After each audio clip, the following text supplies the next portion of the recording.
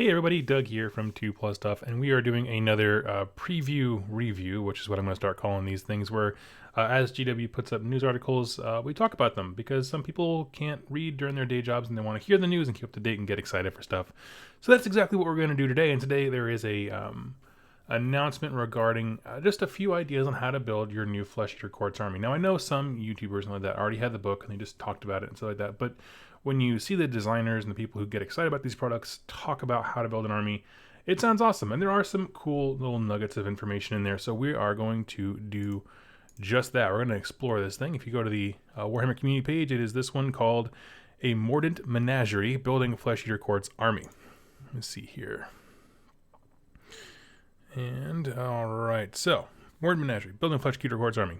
The new and improved Flesh Eater Quartz are almost upon us, and there's never been a better time to start an army, of course.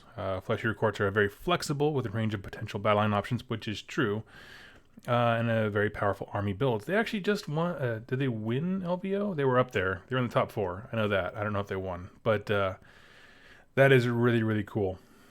Jack is also stuck again. Hello, Jack.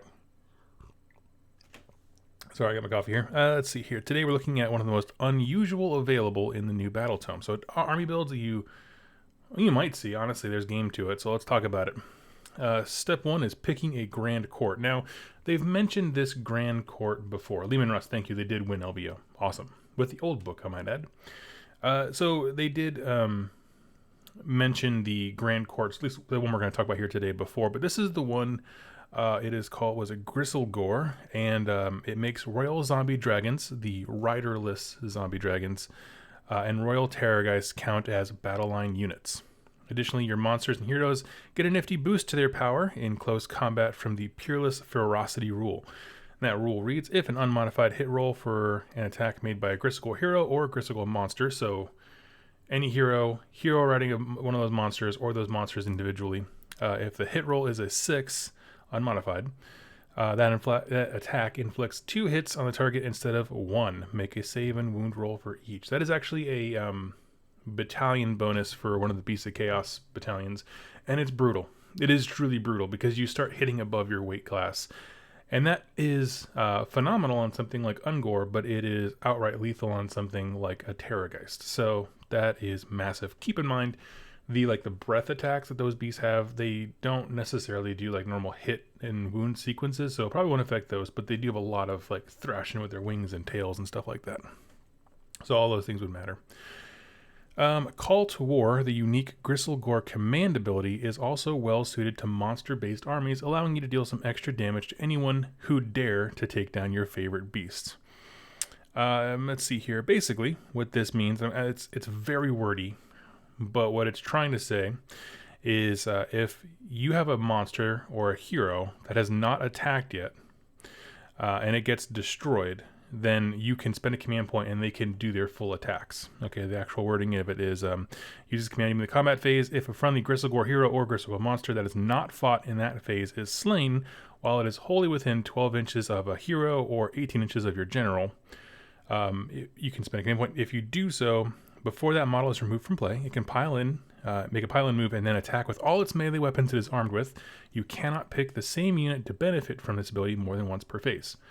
Here is the thing. I have a question about this, is at what profile do you measure that? Because because technically they have 0 wounds. It doesn't say they gain a wound back and they're on their last leg. That might not be worth it.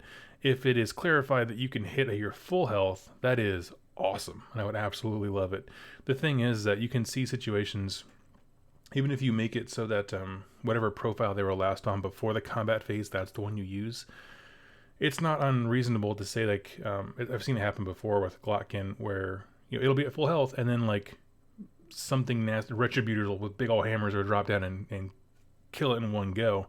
At that point, you'd still be hitting on full health, or you'd be, if you got like chipped away the entire game, you'd be hitting on your last profile. So that one needs a little clarification, but it is cool to be able to give such a you're not losing attacks on that guy. Whether it's the best use of that command point, I have no idea, but we'll have to see. I think their battalions stuff like that are pretty cheap. I haven't actually watched any of the people who got books early because I don't want to spoil it for myself, and they tend to not have much fun with it.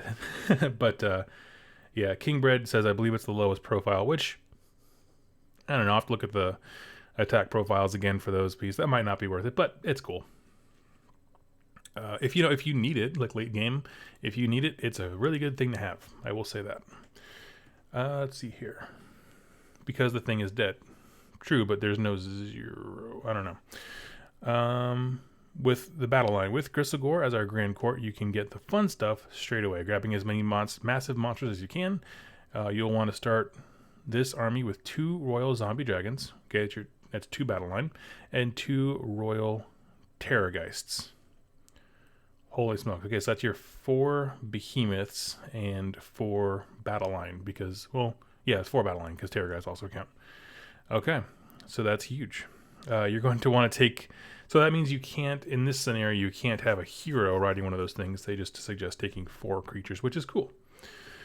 You're going to want to take these as part of a Royal Menagerie. Warscroll Battalion. This offers you an additional command point, the ability to deploy all your monsters at once, and an extra artifact of power to boot. The Warscroll Battalion. So it's great. So here's what it says. Monstrous Ensemble is the ability from this. In your hero phase... you can heal up to D3 wounds allocated to each model from this battalion that's within 5 inches of any other models from the same battalion. So you have, in their scenario, you have 4 of these monsters, Terrorgeists or Zombie Dragons. If you do the buddy system, you just have 2 and 2 on each side, or you go in as one massive pack of 4. They're all getting extra D3 wounds healed up, so that is awesome. Let's see here. Step 3 is the heroes. Of course, you will need some heroes, at least one. And Arbor and Archregent is a great choice. They're not really capable of summoning extra units to the battlefield and being a solid close combat hero to boot. You'll want to keep this guy near your Colonel Throne in the game. Basically, they're saying, like, grab a terrain piece and have this guy stand there. You'll get stuff for free. You'll be able to summon in the smaller things. Again, these big old dragons, we've talked about this on another one. Someone asked, like, oh, is it overpowered to have zombie dragons be battle line? The thing is, not really, because it still only counts as one model for objective purposes. And they are correct in suggesting heroes that bring on more models to be able to play objective-based games. So that is absolutely true. Step 4 is holding objectives, where you get a little bit more interesting information. You just need a little something extra. While your monsters are pretty awesome, they'll struggle to hold objectives, and this is where your Crypt Ghouls come in. A block of 30 costs a mere 300 points, and a field of Vargulf Courtier alongside them, and you'll round out your list to 1980. Okay. Courtier is a deadly fighter who gets stronger when your Arborant Archregent casts spells, as well as restoring models to your Crypt Ghoul unit. So yes, that is the blob intended to cap objectives and things like that. Absolutely. 300 points for 30 of them is not a bad deal with the amount of tax that they pour out, especially with the hungering whatever rules they have going on. Let's see. And that's it. You got a hard-hitting, powerful, unusual army in a few simple steps. Feel free to change any of our suggestions. Perhaps you'll want to use an endless spell or two. Maybe you'll want to drop the model count by swapping the Crypt Ghouls for Crypt Flayers or Crypt Horrors. Please don't drop the model count on this. You need those models. Anyways, let's talk about this. So things we gleaned from this. Obviously, the Grand Court, focusing on large creatures. I do believe in... I can't remember which one I read it in. I think they're going to have like steed artifacts or whatever like that. So that's kind of awesome. And that'll be really cool. Be able to split those up amongst your giant creatures. I probably wouldn't do 4 giant creatures. I'd probably have at least drop one of them and have one of them be like a hero on a Terrorgeist, because those guys are awesome. Especially for things like... places of arcane power, where you have to have a wizard or someone with an artifact, so you can have, a big centerpiece model who it's hard to dislodge from an objective, that kind of stuff. So that is a super solid call. I like the abilities you get. I mean, here's the thing with all these storm hosts, grand courts, whatever you want to call them. The Idnith Deepkin temples or Daughter King temples, whatever they are. But it's just like they give you an extra ability, but it's a trap to think that you have to maximize that ability. So like, yes, Peerless Ferocity, getting extra bonus attacks on a hit roll of a 6. It's awesome. Does that mean you have to max out all the zombie dragons and terrorgeists? Not really. You don't have to. But just know that those pieces will add more to the army. You can certainly build scenario presence machines and then use these guys to sweep up later and have fewer of them. It's just a matter of what you're interested in doing. The call to war, where you can pile in an attack at the cost of a command point, is not... If it is on your last profile, which it seems like it might be, that's kind of it's a mixed bag. I'll have to look at the actual Warscrolls. Let's do that. Let me see if they finally fixed them on GW. I was actually going to do like a Warscroll review when they all came out, but they took forever to update them. So let's see. Let's go to any one of them here. Did they update them? Oh, they did. Okay, let's go find a Terrorgeist or a Zombie Dragon. Let's see what their last profiles look like. What? Hold on a second. There's Terrorgeist. Okay, so we need the royal ones. Royal Zombie Dragon, Royal Terrorgeist. That's what the wording on the actual ability said. Let's see. So what I'm looking for here is to see how good that command ability is when you can pile in and attack. Keep in mind, unmodified hit rolls of a 6 will still trigger additional hits. So on the... back up just one. Zombie Dragon, his lowest profile, when he is in the dirt, he still gets, with his maw, 3 attacks, 4 to hit, 3 to wound, -2 rend, d6 damage. So that one is not affected by degrading profiles at all. That's actually pretty cool. So of those 3 attacks, 6s would cause double hits. I dig it. Let's see, and then the other one, Sword-like Claws, 2-inch range, attacks. What is it? Sword-like Claws. Here we go. He would get 3 attacks from that. It's not bad. It's really not bad. At that point, they're crippled. Maybe it's very situational. If they're on an objective and you just need to clear off some enemy stuff from it, it's really, really not bad at all. It's better than I thought. Because whenever I think of these big beastie things, I always think of like the dragon from High Elves, because that's what I had when I first started playing AOS. And that guy gets real rough at the end because a lot of his key stats are degrading profiles. So that's cool. Okay, let's check out the Terrorgeist. Let's see, Terrorgeist attacks. If he is at his last profile, he is swinging with 2 from his Skeletal Claws, 4 to hit, 3 to wound, -1, d3 damage. Okay, that's not as great. And Fanged Maw, which is 3 attacks, 4 to hit, 3 to wound, -2. Okay, they're not dissimilar profiles for sure. Okay, I'm down. The stock in that ability just went up for me because I can actually see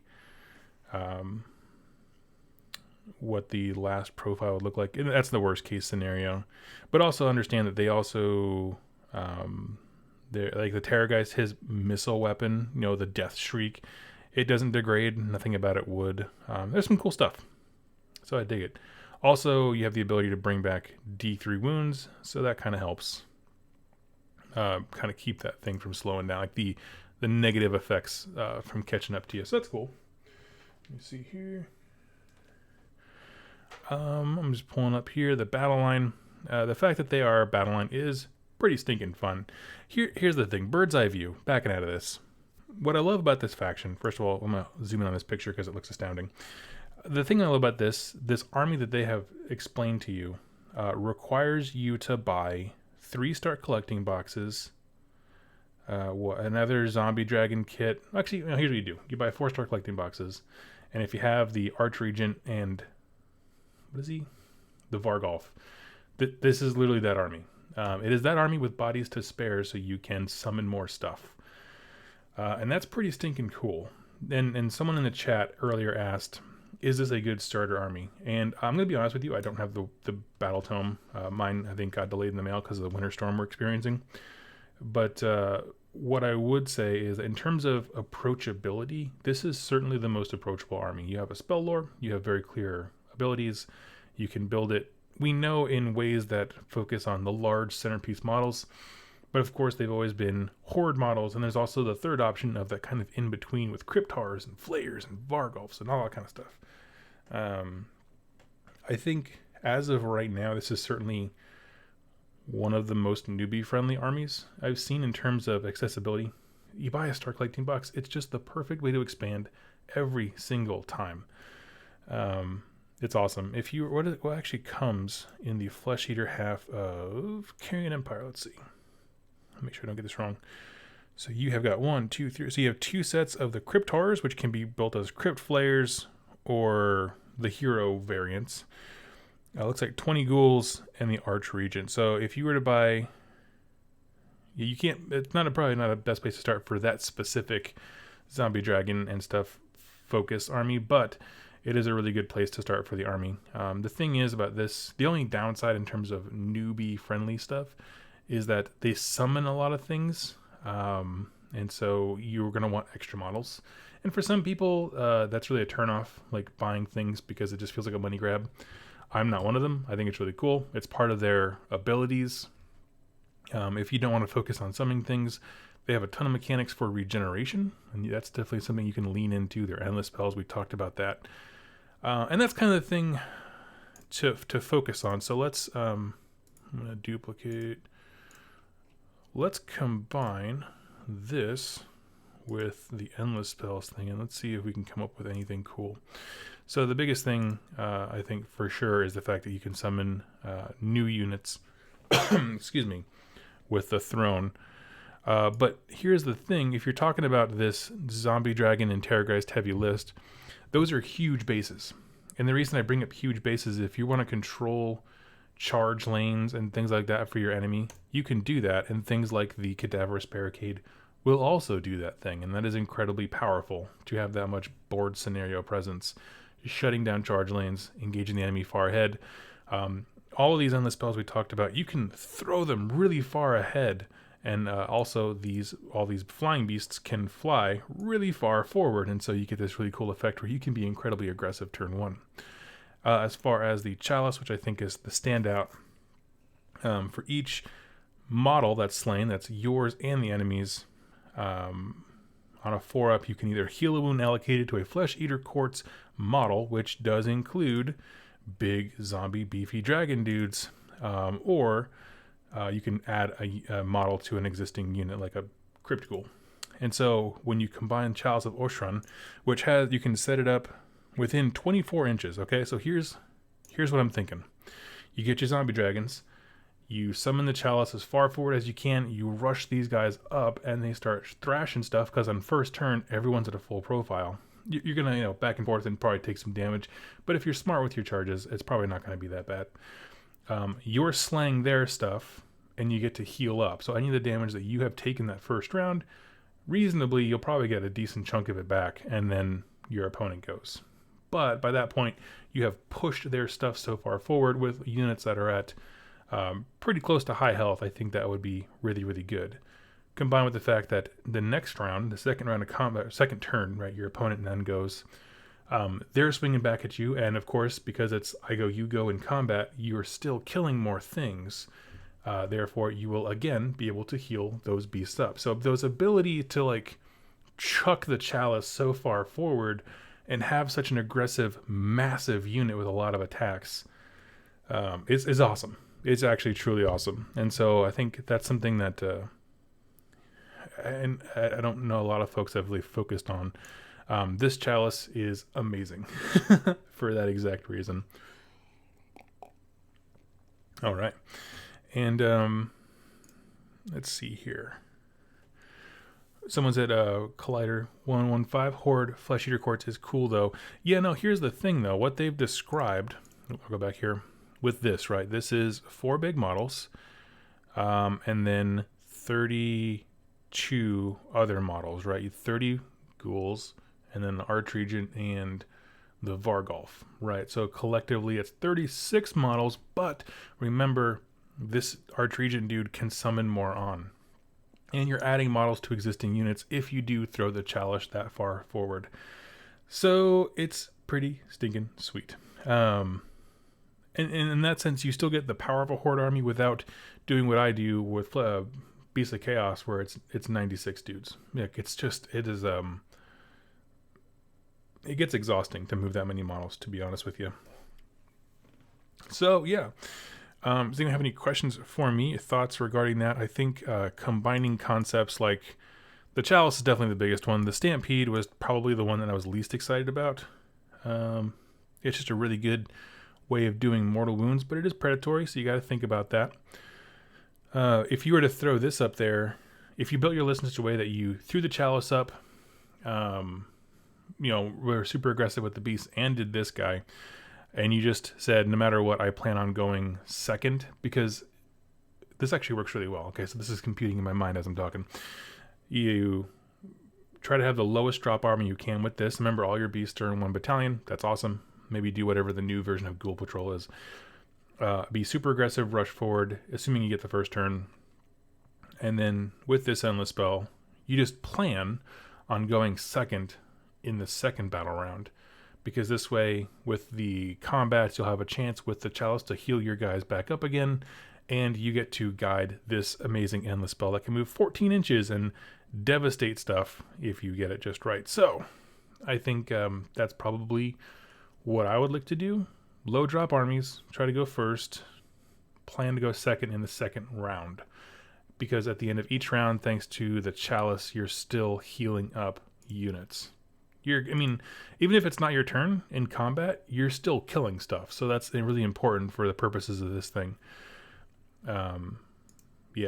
It's super awesome. And then behind those big walls of dragons and junk and Terrorgeists is your big blob of 30. And if your opponent shoots at them, they plink a few guys off, and the dragons are getting killed, you can just heal dudes to that unit of 30 because they're 1 wound models. So I think, I'm gonna say it. I made like a 3-year-old video called Flesh Eater Courts are the greatest army. That was a bold prediction. I think they're really good. You combine it with something like the Charnel Throne. Let's see. Oh, my computer's decided to stop. Oh, that one's not blowing up. Okay, weird. There we go. Let's see here. The terrain effects of this thing won't really help you very much because you want to be more aggressive than that. But the Archregent nearby can use his Imperial Guard ability without a command point being spent. So yeah, you are really going to want a few extra dudes to compensate for the low model count you have. Consider the fact that you have, I think we said 36 models in this army, right? 4 beasts, 2 heroes, and a big block of 30 is what they described in this preview. And you can just add more guys to that. You have the Imperial Guard, some Men-at-Arms abilities. That's going to add more dudes. So, yeah. Someone asked about Flesh Eater Courts week. I did a whole week on those. You can search the playlists section of my channel for Flesh Eater Courts. There's, I think, 6 videos for them. Go into all kinds of detail. It was a lot of fun to do. It's one of my favorite lore-based, favorite armies in terms of their lore, and quickly becoming one of my favorite based on their models and just the way army construction goes, where it's so simple. Extremely cool. So let's see here. Holding objectives. The biggest thing that I can see for this army is you have no real ranged defense. I don't know. I honestly, if I was going to build this, I would probably drop one of the Terrorgeist or Zombie Dragons, and probably have just a few more dudes to cap objectives, just because if you run into something that's super killy like Daughters of Cain, they can wreck your day, for sure. So, yeah, absolutely. I'm going to hop into the chat here real quick just to answer any questions. Y'all have been helping each other, and I really do appreciate that. Love the idea of taking 5 zombie dragons and that's it. Yeah, you cap out at 4 because it's 4 behemoths. But yes, the idea of just a really heavily focused army is awesome. Let's see here. Ben says, after a long time of following 2+, I finally bought a shirt and Patreoned at the Mega Boss level. Thank you so much, Ben. I sincerely appreciate everyone who supports me and makes this channel so awesome and community worth serving. Let's see here. Yep, it is probably the lowest profile when they die. I just read the Warscroll and it says how many, it counts 14 plus wounds. It would be that. So yeah, you were correct. It's going to come back in the lowest profile if you do the, what was it called? Call to War, where a guy would normally die, they get to pile in and attack one more time with a zombie dragon or Terrorgeist. But I think based on their degrading profile, I feel better about it. I think it's going to be situational, but I feel better. Let's see here. Daniel Norton. Rumor is Flesh Eater Court spell lore has a spell that lets a monster use its full health profile regardless of its wounds.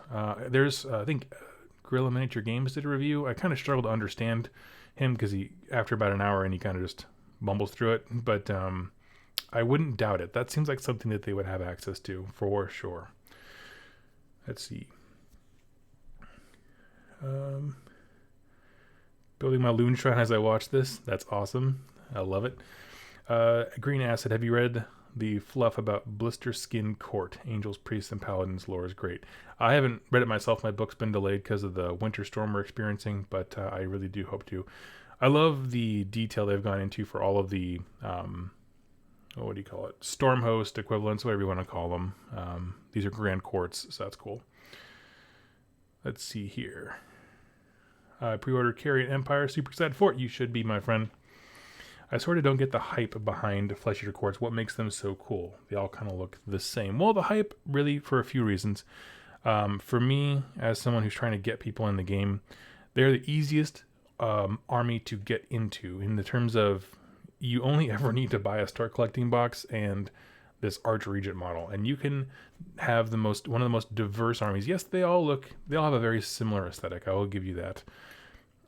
But they are incredibly interesting in the way that they kit bash their own kits to make new units, to have heroes built in. If you get comfortable with building one kit, you can build many, many things. So that's really great for new hobbyists. The limited color palette makes it really easy for people who are resistant to painting, who are new to painting. And I think all those things combined with the fact that they have a very solid rule set, they can play a bunch of different ways, hordes, a bunch of really big dragons that we talked about here. I think there's a lot going for the faction for sure. Let's see here. An ideal Flesh Eater Court would have a Gabapalooza style box of courtier models. Technically they do, because if you buy the like the Crypt Horror kit, you can build one as the whatever the Crypt Horror Courtier version is, one as the Crypt Flayer Courtier, and I think there's a third one. There's something else you can do with it. Or yeah, it is. They're all those heroes just kit bashed into new and interesting ways. So every box is a Gabapalooza if you try hard enough. Let's see here. It's just the illusion thing. I agree. It's a super neat. Yeah, that's a set. It's super neat. One of my favorite philosophical ideas in AOS, but I feel like vampires have a lot more. Let's see here. Daniel, Flesh Eater Courts is a good example of good writing, breathing life into limited, but quite good model line. I agree. Let's see. It just takes a little imagination to get your own army to ghouls be more interesting than army led by vamp ghouls. Yeah. They give you the tools to really explore what your court can be like, and I absolutely love it. So yeah, let's see here. I'm catching up on the end of the things here. I love the Flesh Eater Court lore. They don't just see themselves as regal lords and etc., but as knights in shining armor riding into the fight the good. Yeah, Eleanor, it's awesome. They're a lot of fun. Let's see here. I like how Neferata is like the Eternal Beauty style of vampire, while the Flesh Eater Courts can be the Nosferatu style ones. Absolutely. Yep, they do kind of fill that aesthetic void. Couldn't we get mounted ghouls, like them riding a zombie wolf, etc.? I would have liked it. I'll be honest with you. That'd be a really cool addition, but I don't know. It's cool stuff. I mean, what are they going to ride that they wouldn't eat is kind of the question, right? The only reason they don't eat the zombie dragon and terrorgeist is because those things are already dead. But I see your point, and it would be really cool. Let's see. All right, friends. I think that's pretty much it for this preview review. I'm trying to think of anything else I can expound upon. I think what we're seeing here combined with the Endless Spells, I think the Endless Spells are going to tie a lot of things together, where low model count armies, even if you focus on Crypt Horrors and Crypt Flayers, things like that, they won't be at a massive disadvantage because they'll be able to heal up and add models to units behind them, that kind of stuff. Quick shout out to my boy Doug, the thug and delusional Flesh Eater Courts, back to work for me now. That's funny. Yeah, so with I think my snow days are numbered. I think this is the last one, but I'm so glad I had a chance to jump into this before I went back to work. So I'm excited for this book whenever it gets to me, and I'm excited for just hanging out with y'all. And let's see here, go back to me. Anyway, I just want to say a big thank you to Ben and all my patrons for this support and the ability to do these kinds of things. It means a lot to me. If you like this video, go ahead and share it with a friend, or just comment down below like what you like about Flesh Eater Quartz, or just questions you have. I like the idea of a whole bunch of mounted stuff, but I want them to be like Lenore said, like undead horses, that kind of stuff. So I am very, very excited for all these factions. I'm trying to think. I'm very excited for the corn one, to be honest with you, because of the unique nature of blood type points and that kind of stuff. So I'm very excited for those previews, but I will chat with you all very, very soon, and I'll talk to you later. Happy wargaming.